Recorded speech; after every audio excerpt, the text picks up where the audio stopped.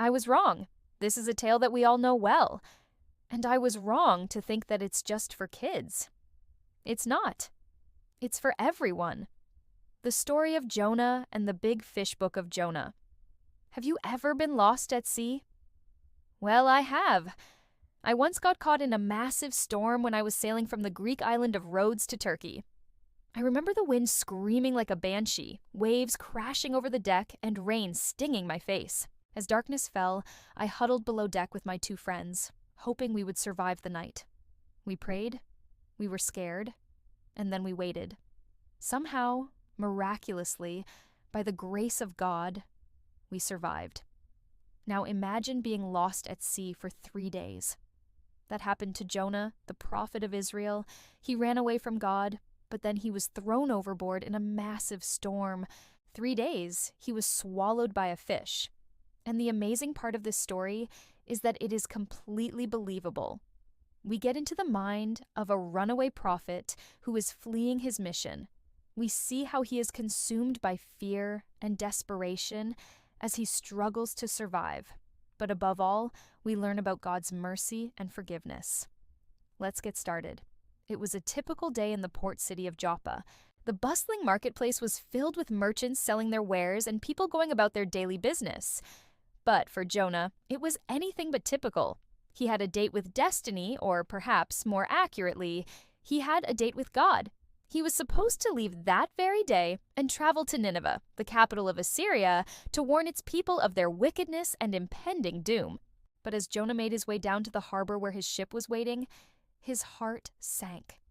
He didn't want to go to Nineveh. Why? Because the people there were wicked, yes, but they were also his ancestral home. He knew their language. He understood their culture. And most importantly, they were his people. He loved them, even though they didn't know it, and even though they were too wicked to listen to him. So, what was Jonah to do? Should he obey God and fulfill his prophetic duty, or should he run away and hide? Without wasting a moment more, Jonah did what seemed like the obvious solution, at least to him. He bought a ticket on a ship bound for Tarshish and made plans to run away from his responsibilities. As the ship set sail and headed away from Nineveh, Jonah felt a sense of relief wash over him. He had done it. He had escaped his fate. For a while, at least. Jonah thought he was clever. After all, he had managed to deceive the people on the ship, who never knew he was hiding in the cargo hold, and he thought he had outwitted God, who surely wouldn't be able to find him now. But Jonah was wrong. Just as the ship reached the open sea, a strong wind began to blow. The waves grew larger and larger until soon they were crashing over the deck. Jonah knew what was happening. This wasn't just a storm, it was God's way of punishing him for his disobedience.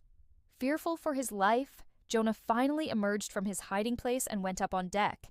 He confessed his sin to the sailors and begged them to throw him into the sea. His hope was that if he died, he would be closer to God than he was alive. In this moment of desperation, Jonah realized the gravity of his actions. He had run away from God, but now he was facing the consequences of his choices. The sailors refused to throw him in the sea, though. They offered him an alternative. They suggested that he pray to his God, the God of Israel, and they would continue on their journey. Jonah agreed, and so he did. He prayed to God and promised that if he was saved, he would pay a full sacrifice to God and serve him faithfully. But as the storm continued to rage, Jonah's hope began to fade. Then, just when he thought he couldn't take any more, a large fish swallowed him whole. In that dark, dank belly of the fish, Jonah prayed again. He poured out his heart to God, confessing his sins and begging for forgiveness. Then something amazing happened. God spoke to the fish and commanded it to spit Jonah out on dry land. The fish obeyed, and Jonah found himself on the beach, alive and well. He had been given a second chance, but this time, Jonah was determined to do things right. He knew that God had spared him for a reason, and he was determined to find out what that reason was. So Jonah set off for Nineveh, where he began to preach to the people about their wickedness and the coming judgment. To his surprise, the people listened. They believed him, and they repented of their wicked ways. God saw their repentance, and he forgave them, just as he had forgiven Jonah. And so Jonah's mission, which he had been so afraid to undertake, had been successful.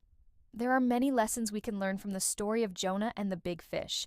First, we see that God is merciful and forgiving, even when we run away from Him and try to hide. Second, we see that God doesn't give up on us.